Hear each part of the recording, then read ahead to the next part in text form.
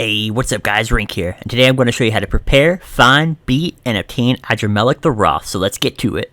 First off, we're going to prepare for Adrammelech. He has nearly 40,000 HP and really high damaging thunder abilities, so you'll want to plan accordingly to that. The best option in my opinion is to get diamond armlets, and we can buy all of those from the Phone Coast after we obtain the Treaty Blade, so they're not too far into the game, we can get them pretty easy. Another item you'll want to pick up is the Glacial Staff for your magic user. This will make the fight a lot more easy as the Glacial Staff increases all ice damage done by 50%, and Adrammelech is weak to ice damage. And we can pick that up at Mount Burr Omisace after defeating Judge Bergen. So if you do plan on taking him down before you can get any thunder resistance, I would wait until at minimum beating Judge Bergen so you can get the Glacial Staff, because it is really handy for him. For jobs, I would suggest going with an archer, a mage, and an ulan if possible, but if you can't get those, you can use a range technique such as telekinesis or somewhat for your tank, or just have him simply target the undead, and it'll make it a real easy job because you can deal with the undead and your team can focus down Adrammelech. If you're archer, I would suggest using a attack gambit above 10k HP so that they always target Adrammelech until he gets closer down, and then you can just swap it over to a attack nearest foe and it'll be real easy.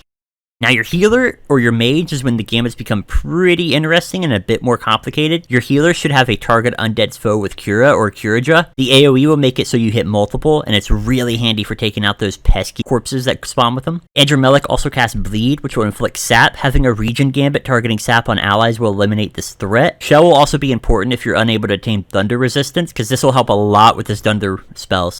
Adrammelech is situated in the Zertinian caverns. The quickest way to get to him, in my opinion, is just going to Jahara and just hiking your way to those caverns. And it's not too far of a trip. You're going to have to deal with some pesky low-level mobs at this point, but it's no biggie.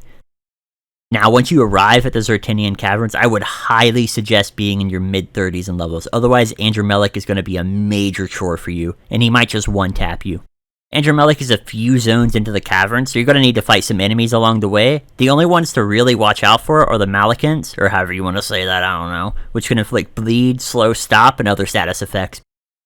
In Adrammelech's zone, there will be shambling corpses, with more corpses spawning the deeper you go in, so you want to explore as little as possible, but there is a way that you can kill all shambling corpses before Adrammelech noticing, but in my opinion, this isn't really necessary with proper gambits, especially if you have the Cura on the undead, because that'll just annihilate them almost immediately.